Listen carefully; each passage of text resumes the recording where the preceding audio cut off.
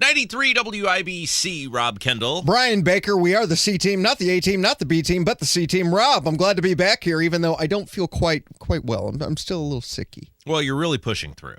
Yeah, I think so. I have always considered myself to be a bit of a survivor, Rob, and so I've been soldiering on. Well, it's interesting. I was talking with somebody about this the other day because, of course, as you know, Nigel of the Hammer and Nigel show, yes, literally takes 103 vacation days a year, and that's been great for my career because they usually ask me to fill in. Yeah, absolutely. But I am totally paranoid about ever taking a day off work if I'm on the air because I'm hyper worried someone's going to steal my job. Which is actually you saying you're worried that if you have a full-time shift and you take a day off, that Tony Cat's going to go, you know what, I could use 3 shows, actually. I mean, because I was talking to somebody about this the other day. Right. I hate to take vacation days. I hate them. And the person does not work in media and couldn't believe this. And I said, look, every time you're not on the air, there's a chance for somebody else to be heard, which means your boss may hear that person and go, wow, they're great. Let's replace you. Exactly right. I, for whatever reason, have never managed to find my way into a career where I can feel comfortable taking time off.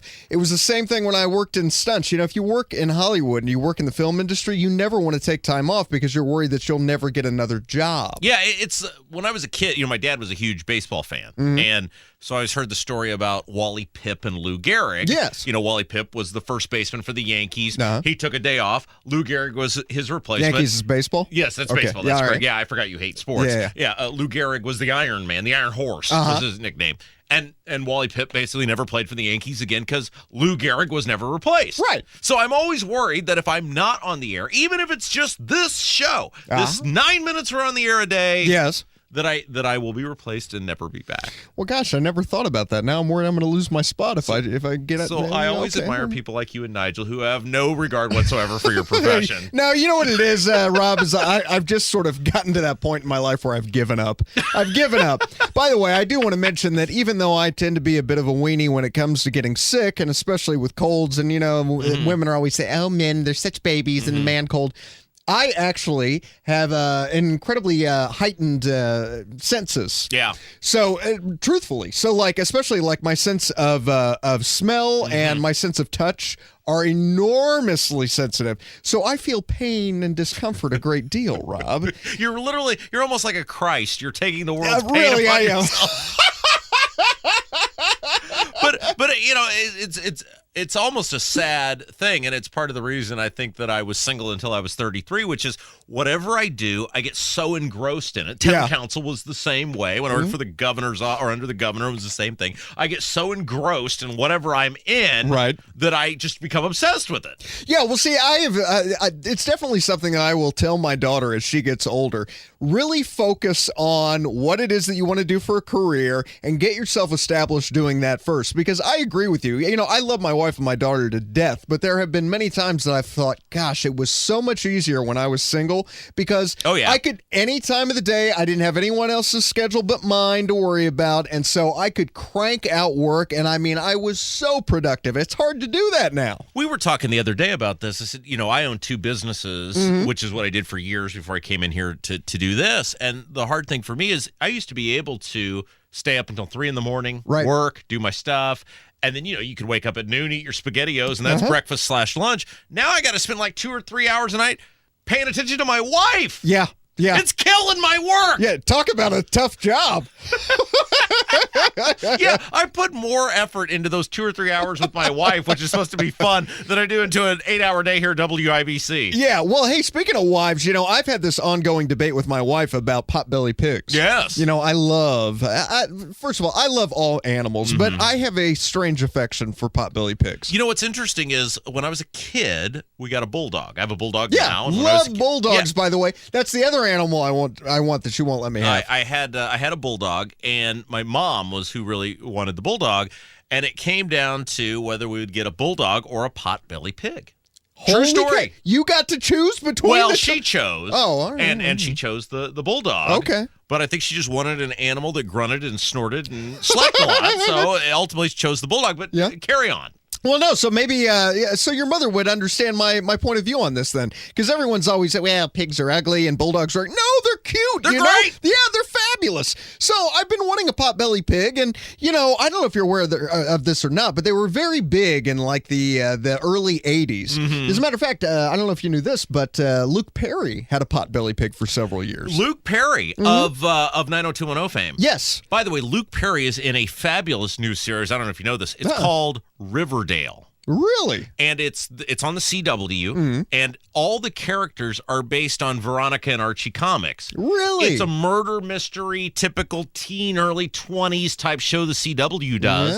But the characters, there's a Jughead, a Betty, and great. Riverdale. Check it out. All right, so another episode of the C-Team, we have to talk about Luke Perry specifically, and also my connection with 90210 people. Oh, great. Yeah, I got some good stories there. Did you meet Tiffany Amber Thiessen? Yes, I did, as a matter of fact. Yeah, her husband was at my wedding. Husband. I didn't know there was this husband. Oh, yeah, I had so many pictures of Tiffany Amber Thiessen up in 6th grade. Yeah. Now, was this Saved by the Bell or after Saved by the Bell when she kind of filled out? Well, she had already gone to 90210, but I was hotting for both of them. Yeah. Yeah, she was it Valerie on 90210. Yeah, and by the way, a nice person in real life. Oh, really? Yeah, not at all like that vile Taylor human Swift. being that married my best friend. So anyway, Tori Spelling. I haven't talked about that on air, have I? Oh my God! You know Tiffany Amber Thiessen. Scrap everything. Anyway, potbelly pig. Yeah. All right, so we'll get we'll tell that story another time. So potbelly pig, an Indianapolis pet saved a family's bacon. Get that during an unusual home break-in. Apparently, some criminals were trying to break into a house here in Indianapolis on the east side. The family wasn't there, but their potbelly pig was there, and police have surmised that somehow or another they were frightened or put off by the giant pig, and they hightailed it out of there without taking anything. They did destroy the door, but other than that, no, nothing was bothered. And my first thought was, okay, I got to send this to my wife because I want my potbelly pig. They're adorable, and they're very smart, by the way. Are they allowed in Carmel? They are. Well, I don't know. That's a good point. I don't know if Carmel is a little uptight about some stuff. They might have an ordinance. You've already done so much damage to your apartment already. With all the holes in the wall and the various moving of the furniture. It's all for the cause, Rob. Yeah. It's all for the cause. It's interesting you say that because in my house I have 2 dogs. Right. I had a bulldog when my wife and I met. She had a miniature schnauzer. And you've been in for how long into the new house? About 8, almost 9 months now. Okay, so yeah, your carpet's shot. No. The bulldog has its own part of the house on the tile floor. He has a bed and everything. He's very well taken care of, but he's distance so the furniture doesn't get destroyed. Okay. Because the miniature schnauzer does not shed or anything like that. Yes. But what's interesting is that the miniature schnauzer is the barker, is the aggressive one, is the yapper of the family. And it's funny because the bulldog is the one you would want to be that, but he doesn't do any of that. Somebody rings the doorbell, he just sits there. It's like, what if that had been an intruder? What's that little dog going to do? Nothing.